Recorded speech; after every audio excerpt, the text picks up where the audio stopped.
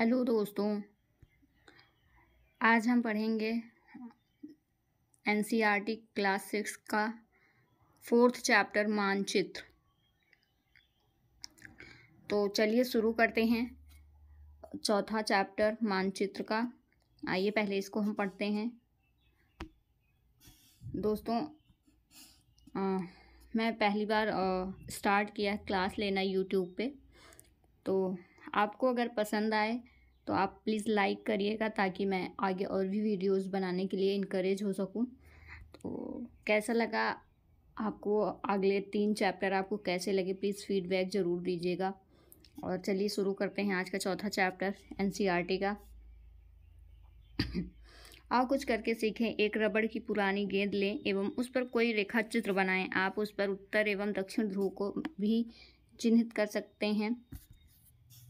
अब चाकू से इस गेंद को काटें तथा उसे चपटा करने की कोशिश करें। देखें कि किस प्रकार रेखा चित्र का रूप बिगड़ जाता है। चलिए, ये तो बस ऐसे ही फैक्ट्स हैं जो बच्चों के लिए लिखे जाते हैं। आइए हम चैप्टर की शुरुआत करते हैं।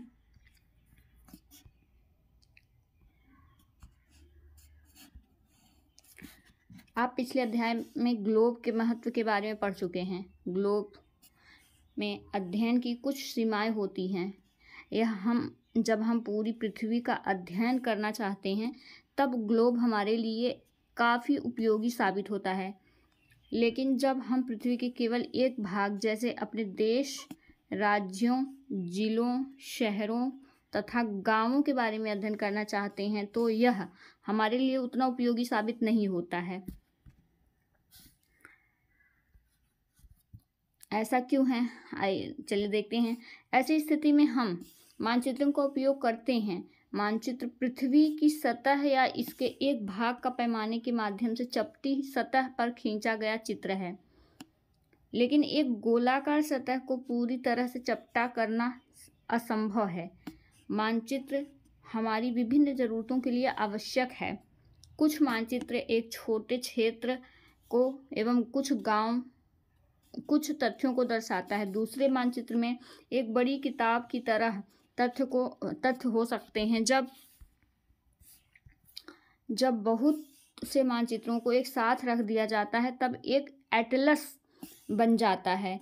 एटलस विभिन्न प्रकार तथा एटलस एक बुक होती है दोस्तों, जिसमें सभी कॉन्टिनेंट को अलग अलग बड़े बड़े चित्रों में दर्शाया जाता है। उसकी मैपिंग की पूरी बुक बना दी गई है। एक होता है स्कूल एटलस, एक होता है ऑक्सफोर्ड का एटलस। तो मैक्सिमम लोग इसको फॉलो करते हैं क्योंकि इसमें बहुत ही बड़े बड़े अक्षरों में, बड़े बड़े चित्रों में हर एक चीज़ को मेंशन किया जाता है। वो चाहे पठार हो, पहाड़ हो, नदियाँ हों, घास के मैदान हों, ये सभी उसमें दर्शा दिए जाते हैं ताकि आपको पढ़ने में आसानी हो, समझने में आसानी हो, आप आसानी से समझ सको। इसलिए उसकी पूरी एक बुक ही बना दी गई है। अलग अलग पैमाने से खींची गई मापों पर आधारित होता है। मानचित्रों से एक ग्लोब की अपेक्षा हमें ज़्यादा जानकारी प्राप्त होती है।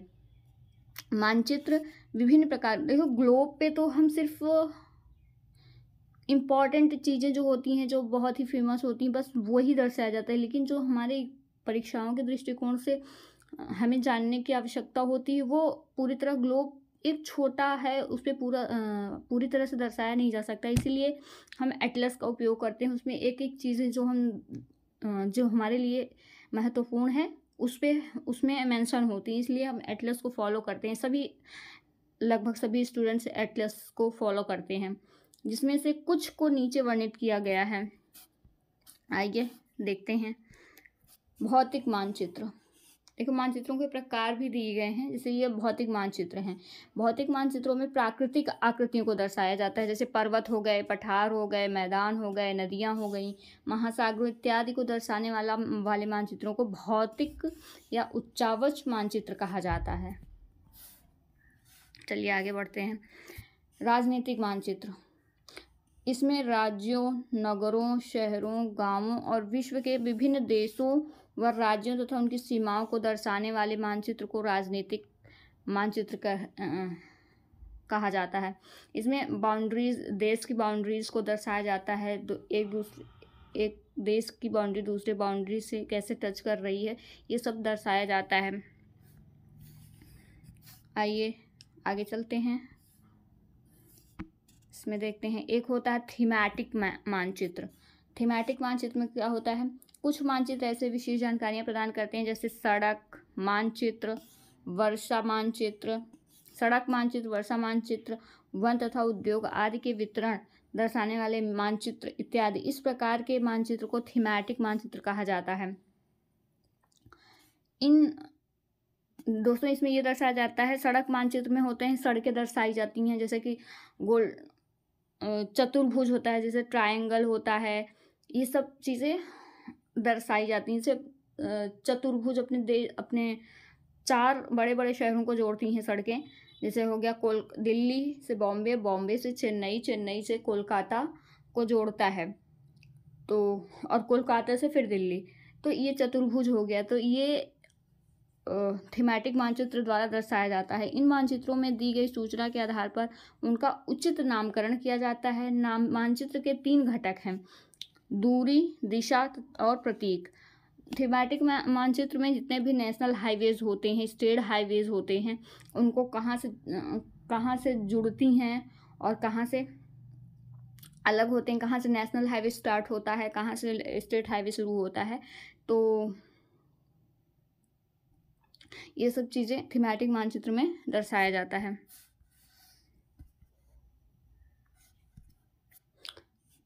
मानचित्र दूरी। मानचित्र एक आरेखण होता है जो कि पूरे विश्व या उसके एक भाग को छोटा कर कागज के एक पन्ने पर दर्शाता है। यह कह सकते हैं कि मानचित्र छोटे पैमाने पर खींचे जाते हैं, लेकिन इसे इतनी सावधानी से छोटा किया जाता है कि स्थानों के बीच की दूरी वास्तविक रहे।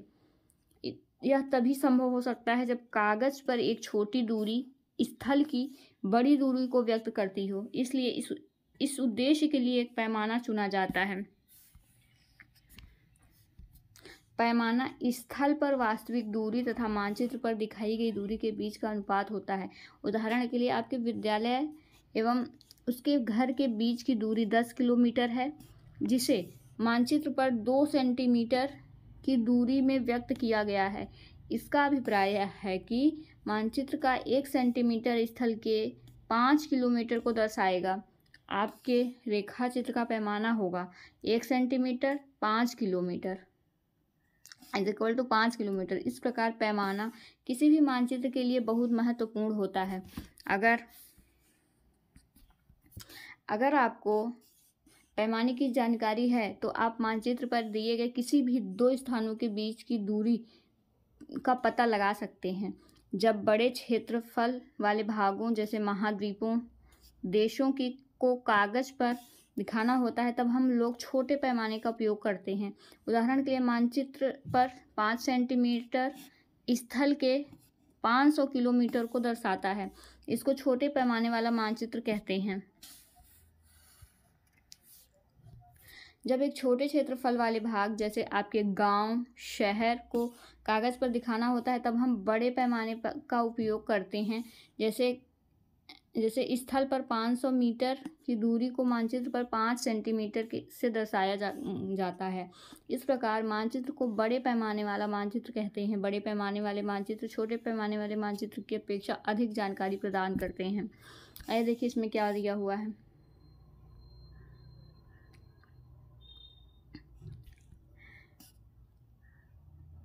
देखिए वहाँ एक पैमाना बना है, इसका उपयोग स्थानों के बीच की दूरी, कहाँ पैमाना बना है, इसमें तो नहीं बना है कोई पैमाना। आइए ऐसे ही दिया है, ये देखते हैं क्या है। देखिए वहाँ एक पैमाना बना है, इसका उपयोग स्थानों के बीच की दूरी मापने के लिए किया जा सकता है। उदाहरण के लिए एक कुआं एवं वृक्ष के बीच की दूरी 5 सेंटीमीटर है। इसका मतलब होता है वास्तविक दूरी 50 मीटर है। अब एक पोस्ट ऑफिस एवं करीम के घर के बीच की दूरी 12 सेंटीमीटर है। इसका मतलब है कि इस स्थल पर यह दूरी 120 किलोमीटर है, लेकिन आप पक्षी की तरह उड़कर सीधे ई से ए पर नहीं जा सकते हैं, आपको सड़क पर चलना होगा। अब हम अब लोग पैदल तय की जाने वाली दूरी ई से सी, उसके बाद सी से एम, एम से बी तथा बी से ए को मापते हैं। सभी दूरियों को जोड़ दें तो यह करीम के घर से पोस्ट ऑफिस तक का कुल दूरी होगी। चलिए, अब आपको समझ में आ गया होगा कि मानचित्र को कैसे देखा जाता है, कैसे मापा जाता है, कैसे उनको दर्शाया जाता है मानचित्र पर। ये देखिए, ऐसे घास के मैदान दर्शाए जाते हैं, पेड़ों को ऐसे दर्शाया जाता है, सामुदायिक केंद्र, ये पोस्ट ऑफिस, दुकानें, कुओं को इस तरह दर्शाया जाता है, ये विद्यालय है। तो कोई ना कोई चित्र के थ्रू हम किसी भी स्थान को दर्शा सकते हैं। ठीक है, फलोद्यान को ऐसे दर्शाया गया है। चलिए आगे चलते हैं। ये देखिए, मीटर के पैमाने को दर्शाया गया है। ये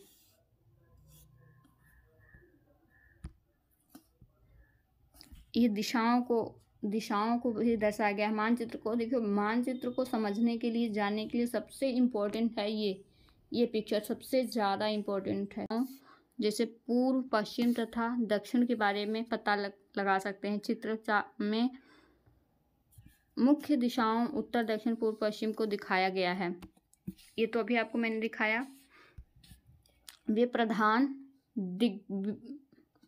दिग्बंधु कहे जाते हैं। बीच की 4 दिशाएं उत्तर पूर्व, दक्षिण पश्चिम, उत्तर पश्चिम, इन बीच वाली दिशाओं की मदद से किसी भी स्थान की सही स्थिति को पता लगाया जा सकता है। इसके बारे में अभी मैंने आपको बताया। निम्नलिखित दिशाओं का पता लगाइए। विकास के घर से सामुदायिक केंद्र तथा केंद्र के मैदान की दिशा, दुकानों से विद्यालयों की दिशा। उसमें जो चित्र दिया गया है उसके बारे में बताने के लिए इसमें कहा जा रहा है कि किस दिशा में क्या स्थित है। ये हम दिक्सूचक की सहायता से किसी स्थान की दिशा का पता लगा सकते हैं। यह एक यंत्र है जिसकी सहायता से मुख्य दिशाओं का पता लगाया जा सकता है। इसकी चुंबकीय सुई की दिशा हमेशा उत्तर दक्षिण की दिशा में होती है। ये कंपास की बात कर रहे हैं दोस्तों। कंपास आई थिंक आप सब जानते ही होंगे। यह प्रतीक, यह किसी भी मानचित्र का तीसरा प्रमुख घटक है। किसी भी मानचित्र पर वास्तविक आकार एवं प्रकार में विभिन्न आकृतियों जैसे भवनों को, सड़कों को, पुलों को, वृक्षों को, रेल पटरियों या कुएं को दिखाना संभव नहीं होता है। इसलिए वे निश्चित अक्षरों, छायाओं, रंगों, चित्रों तथा रेखाओं का उपयोग करके दर्शाए जाते हैं। प्रतीक कम स्थान में अधिक जानकारी प्रदान करते हैं। इन प्रतीकों के इस्तेमाल के द्वारा मानचित्र को आसानी से खींचा जा सकता है तथा इनका अध्ययन किया जा सकता है। अध्ययन करना आसान होता है। अगर आप एक क्षेत्र की भाषा को नहीं जानते हैं तथा आप किसी से दिशाओं के बारे में नहीं पूछ सकते हैं, तब आप इन चिन्हों की सहायता से, देखिए ये जो चिन्ह दिए गए हैं, आप इनकी सहायता से समझ सकते हैं कि किस चीज़ के बारे में बात की जा रही है। अगर आपको कहीं जाना है किसी रास्ते पर और कहीं मुड़ना है, कौन सा रास्ता है, अगर आप कुछ चिन्हों को जानते रहेंगे तो आप समझ जाएंगे। जैसे रेलवे लाइन को दर्शाने के लिए ये चिन्ह का उपयोग किया जाता है। बड़ी line, metre line, railway station. देखिए ये रेलवे स्टेशन का है चित्र, इससे आप समझ जाएंगे कि यहाँ पे रेलवे स्टेशन है। मीटर लाइन, बड़ी लाइन, सड़कें पक्की तथा, देखिए पक्की सड़कें ये हैं, कच्ची सड़कें ये हैं। सीमा, अंतर्राष्ट्रीय और राज्य। अंतर्राष्ट्रीय सीमा ऐसे होता है बॉर्डर, और राज्य का ऐसे होता है, और जिले का ऐसे होता है। नदी, कुआं, तालाब, नहर, पुल। देखिए नदी को ऐसे दर्शाया गया है, कुएं को ऐसे दर्शाया गया है, तालाब को ऐसे दर्शाया गया है, नहर को ऐसे दर्शाया गया है और पुल को ऐसे दर्शाया गया है। मंदिर, गिरजाघर, मस्जिद, देखिए सबको उनके निशानों के अकॉर्डिंग दर्शाया गया है। पोस्ट ऑफिस, पीओ, पोस्ट एवं telegraph office, PTO, police station, PS. अब समझ में आया आपको? बस्ती को ऐसे दर्शाया जा रहा है, कब्रिस्तान को ऐसे दर्शाया जा रहा है, पेड़ व घास को ऐसे दर्शाया गया है। तो अब आप समझ गए होंगे मानचित्रों पर किसी चीज़ को दर्शाने के लिए एक सिंबल की आवश्यकता होती है, जिसके थ्रू आप आपको ज़्यादा से ज़्यादा जानकारी दी जा सके और आपको समझ भी आ सके किस चीज़ को यहाँ पे दर्शाया गया है, के द्वारा मानचित्र को जानकारी प्राप्त कर सकते हैं। मानचित्रों की एक विश्वव्यापी भाषा होती है जिसे सभी आसानी से समझ सकते हैं। इन प्रतीकों के उपयोग के संबंध में एक अंतर्राष्ट्रीय सहमति है। ये रूढ़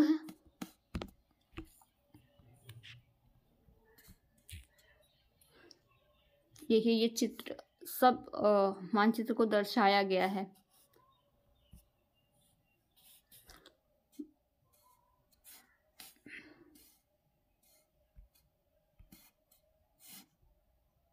ये रूढ़ प्रतीक कहे जाते हैं। कुछ रूढ़ प्रतीक चित्र 4.3 में दर्शाए गए हैं।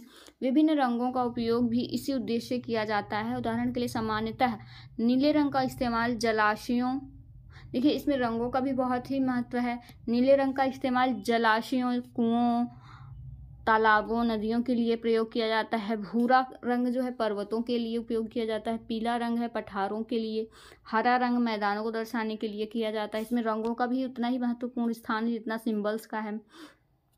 तो रेखा चित्र देखते हैं। रेखा चित्र एक आरेखण है जो पैमाने पर आधारित न होकर याददाश्त और स्थानीय प्रेक्षण पर आधारित होता है। कभी कभी किसी क्षेत्र के एक बच्चे आरेखण की आवश्यकता वहाँ के एक स्थान को दूसरे स्थान के सापेक्ष दिखाने के लिए होती है। मान लीजिए कि आप अपने मित्र के घर जाना चाहते हैं लेकिन आपको रास्ते की जानकारी नहीं है।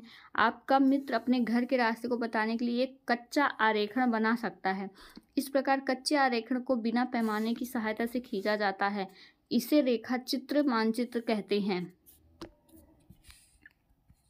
जैसे कि इसमें ये बताया जैसे कि आपको नहीं पता है रास्ता, तो कोई आपका दोस्त हो तो आपको ऐसे अपने हाथ से रेखा चित्र बना के बता दे कि आप अपने घर से निकलोगे, ऐसे जाओगे, ऐसे, फिर यहाँ पहुँचोगे, यहाँ पे एक दुकान है, फिर यहाँ पे एक मान लो कोई पार्लर है, यहाँ पे कुछ है, फिर इसके बाद आप ऐसे मुड़ोगे, फिर यहाँ पहुँचोगे तो यहाँ पे एक दुकान है, दूध का दुकान है, सब्जी का दुकान है, फिर आप मेरे घर पहुँचोगे।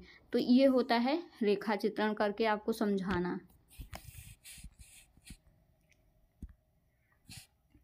ठीक है, तो एक छोटे क्षेत्र का बड़े पैमाने पर खींचा गया रेखाचित्र खाका कहा जाता है। एक बड़े पैमाने वाले मानचित्र से हमें बहुत सी जानकारियाँ प्राप्त होती हैं, लेकिन कुछ ऐसी चीज़ें होती हैं जिन्हें हम कभी कभी जानना चाहते हैं, जैसे किसी कमरे की लंबाई एवं चौड़ाई जिसे मानचित्र में नहीं दिखाया जा सकता है। उस समय हम लोग बड़े पैमाने वाला एक रेखाचित्र खींच सकते हैं जिसे खाका कहा जाता है। तो दोस्तों ये वाला चैप्टर यहाँ समाप्त होता है। आइए इनके क्वेश्चंस देखते हैं जिनका आंसर आपको अपने पेपर पे लिखना है और इसमें से एक क्वेश्चन का जवाब यहाँ पे कमेंट बॉक्स में लिखना है। अब ये वीडियो चाहे जब देखो, लेकिन एक मिनिमम एक क्वेश्चन का आंसर तो आपको देना ही देना है। इनमें से ये जितने भी क्वेश्चन हैं इनमें से एक क्वेश्चन का जवाब आपको कमेंट बॉक्स में देना है और जब आप लिखोगे तो आपको चीज़ें याद होंगी, इसलिए कमेंट में आप किसी ना किसी एक आंसर का तो देना अनिवार्य है। वैसे आप सबका दे सकते हैं क्योंकि 1 लाइनर ही है। तो देखिए मानचित्र के 3 कौन कौन से होते हैं, कौन कौन से मानचित्र हैं उनके नाम लिखना है। प्रधान दिग्बिंदु कौन से हैं, मानचित्र के पैमाने से आप क्या समझते हैं, ग्लोब की अपेक्षा मानचित्र अधिक सहायक होते हैं क्यों, मानचित्र एवं खाका के बीच अंतर बताइए, कौन सा मानचित्र विस्तृत जानकारी प्रदान करता है, प्रतीक किस प्रकार के मानचित्रों का अध्ययन करने में सहायक होते हैं। दोस्तों इसमें से आपको एक आंसर देना है और ये जितने भी ऑब्जेक्टिव वाले हैं इनका आंसर तो आपको देना ही देना है। वृक्षों के वितरण को दिखाने वाले मानचित्र को क्या कहते हैं बताइए। भौतिक कहते हैं, थीमेटिक कहते हैं, राजनीतिक कहते हैं। नीले रंग का इस्तेमाल किसे दिखाने के लिए किया जाता है, दिक्सूचक का उपयोग किया जाता है, प्रतीकों को दिखाने के लिए, मुख्य दिशा का पता लगाने के लिए, दूरी मापने के लिए। पैमाना आवश्यक है मानचित्रों के लिए, रेखा चित्रों के लिए या प्रतीकों के लिए। आपको इन सब का जवाब देना है कमेंट बॉक्स में। चलिए इसका आंसर मैं बता देती हूँ, लेकिन फिर भी आपको कमेंट बॉक्स में इसका आंसर देना है। वृक्षों के वितरण को दिखाने के लिए मानचित्र का उपयोग किया जाता है, किसका, भौतिक मानचित्र का। नीले रंग का इस्तेमाल दिखाने के लिए किया जाता है? जलाशयों को। दिक्सूचक का उपयोग किया जाता है मुख्य दिशा का पता लगाने के लिए। पैमाना आवश्यक है मानचित्र के लिए। तो चलिए दोस्तों, ये चैप्टर फिर समाप्त होता है। कल फिर 5वां चैप्टर लेके आऊँगी।